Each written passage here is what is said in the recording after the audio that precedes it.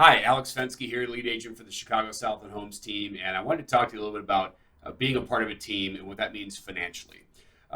This is really similar to a conversation that we find in the real estate business that we have with a lot of seller clients when we have a commission discussion, and they say, "Well, hey, someone else will do it for lower commission," and we know that if we can actually perform better through our marketing, through our negotiations, and through all the things that we do, even if we're charging more money, we can actually get that seller a net of more money, even though they would pay another agent less who isn't necessarily going to do the same things we do to get them a superior result.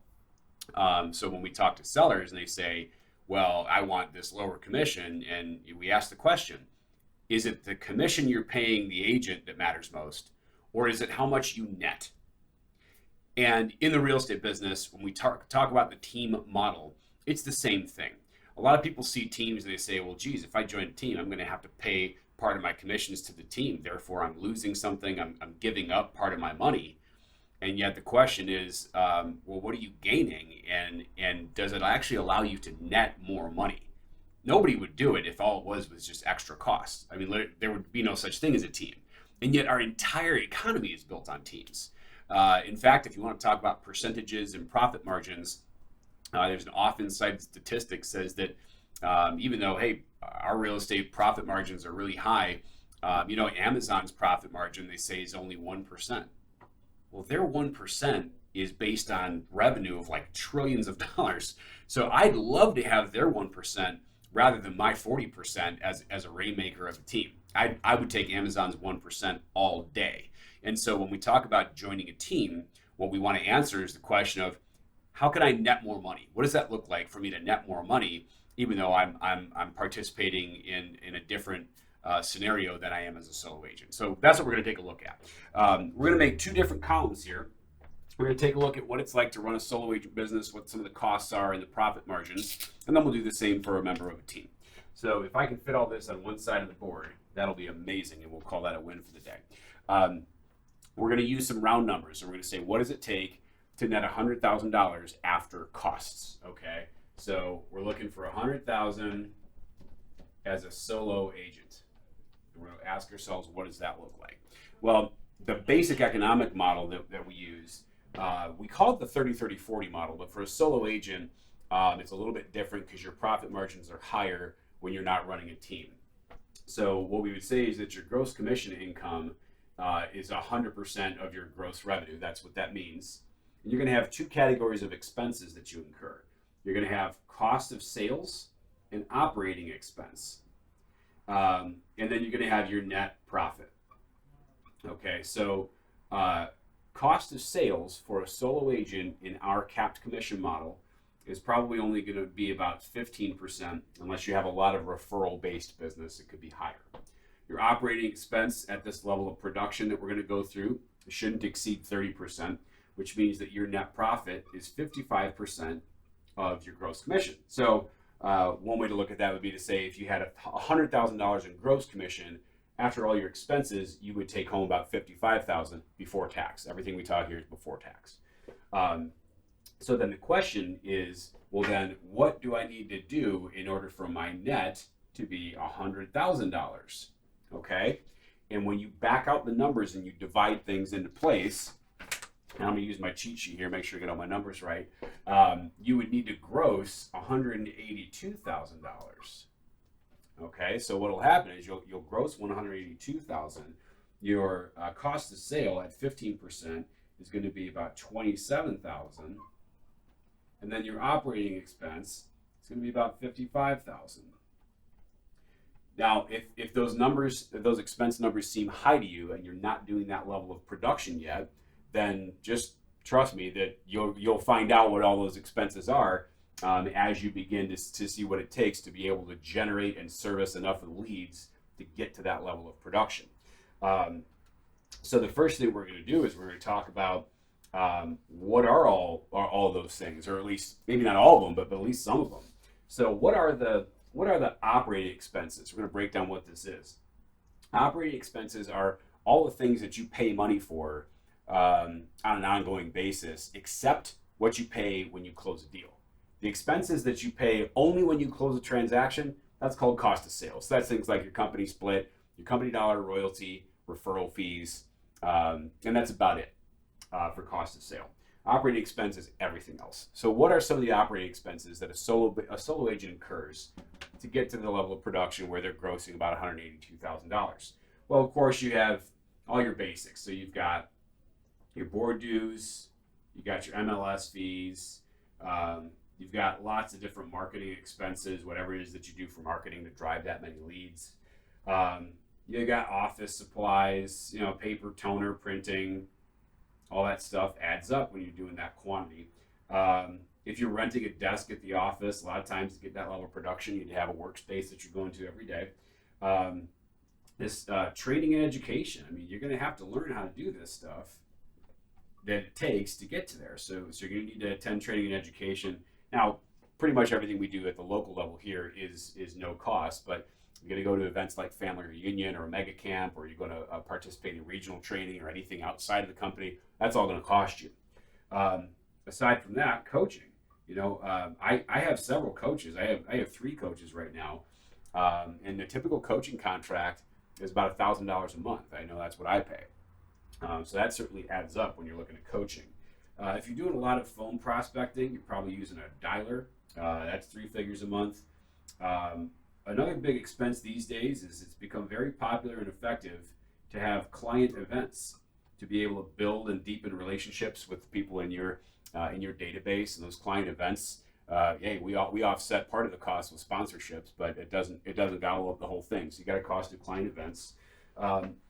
Anything that you're going to do, such as direct mail marketing. So that could be things like even just postcards. We do a lot of invitations to our client events. They go through the mail calendars or sports calendars for the season. That's all there. In addition, you got signs, you got lock boxes, right? Cards, you like business cards. You got photography on your listings. There's probably some other things, but there's a lot of costs to operating this business, and that's why you see the operating expense at the level that it is, because all this stuff adds up. Your cost of sale, again, is just your split to the company and any referral fees that you might pay. So that's how the solo agent business functions. Now, the next question we want to ask is, because now we've got to figure out how much time it takes to accomplish this, right? We know what the revenue has to be in order for you to net $100,000, but how much time does it take? So believe it or not, we've got some research on that. And so let's start with this. Let's say we've got our $182,000 in revenue, and we need to answer the question, how many units, how many transactions is that closed? Well, let's first take an average commission amount of $6,000, and that's going to tell us how many units we need to close. And it works out to 30 closed. So you're going to have to close 30 sales. Now, our research shows that it takes about, on average, 60 hours to do everything it takes to run your real estate business, generate service leads, close everything out, submit all your paperwork, just all the stuff that takes, not just contract to close, but everything else with goals and planning and lead generation and all that. It takes about 60 hours each, okay? So if we take 60 hours each times our 30 closed units, we're going to end up with 1,800 hours worth of work. So that's how many hours it would take you over the course of a year to run a business that closes 30 units on average. The next step here is we're going to figure out the dollar per hour earnings. How much money do you earn for the time you spend? And so what that means here is you're going to net $100,000. So we're going to take your $100,000 net profit and divide that by 1,800 hours, and that's dollars per hour, and that's going to work out to be about $55 per hour. Net after all costs besides income tax. That's not a bad gig. Especially given that you don't have to go to extensive additional schooling. Now, there's a very low barrier to entry. This is really not a bad gig at all. $55 an hour, okay? And that's why real estate is a great business. So what we're going to do is we're going to work through the same thing for an agent on a team, and look at how the money varies a little bit. Now I'm going to get fancy. We're going to use a different color. We use blue. All right, so let's talk about this as a team. Now, as a team, on a team member, your expenses are going to be very different. So what we're going to see here is we're going to go 100,000 on a team. Now, make no mistake, this is not 100,000 as the rainmaker of a team. Those profit margins are much lower because you're taking a lot more risk. But this is as a team member. Okay. Now, what we're going to look at here is your GCI after team split, and then we're going to have same deal, cost of sale, which is your company stuff, operating expense, and your net profit. Well, here's what we know. Rather than using percentages for a team member, we can actually just use dollar amounts because the expenses are not all that much. Now, for your operating expenses as a team member, the team is actually going to be paying for almost all this stuff. So the team is paying for all the marketing, office supplies, rent, training, education, coaching, dialer, client events, mailers, lock boxes, cards, signs, photography. The only thing you're paying for as a team member is your board and your MLS dues and your monthly agent bill to the office.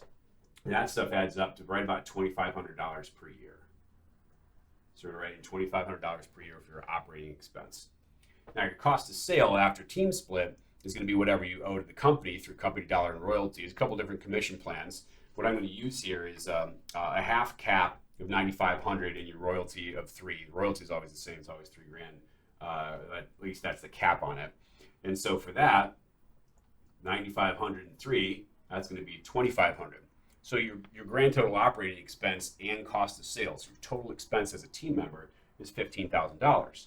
Well, if we're going to net profit the same amount, $100,000, then we need to add those two on and realize we need to generate $115,000 in GCI after team split.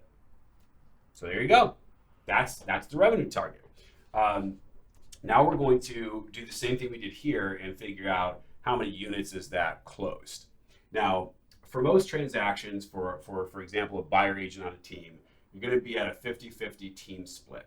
Now, that's going to vary depending on what work you do, whether the person was in your SOI, things like that. But on average, this is going to be a typical transaction. So with that, what that means is that with that average commission of $6,000 that we talked about, $3,000 is going to go to you, and $3,000 is going to go to the team. Remember, the team's paying for and taking care of all this stuff, all the contract to close, time, the salaries, there are people to manage the database, the marketing, the lead gen. That's what they're paying out of their $3,000. You as the solo agent, as the team member, are going to also get $3,000 from that closing on the 50-50 split. So let's do it again, just like we did. If you're going to have $115,000 in revenue after team split, and your average revenue after team split is $3,000 each, well, how many transactions do we need to close as a team member? That's 38. Now, at first glance, you might say, well, hey, that's actually 8 more transactions than I had to close as a solo agent.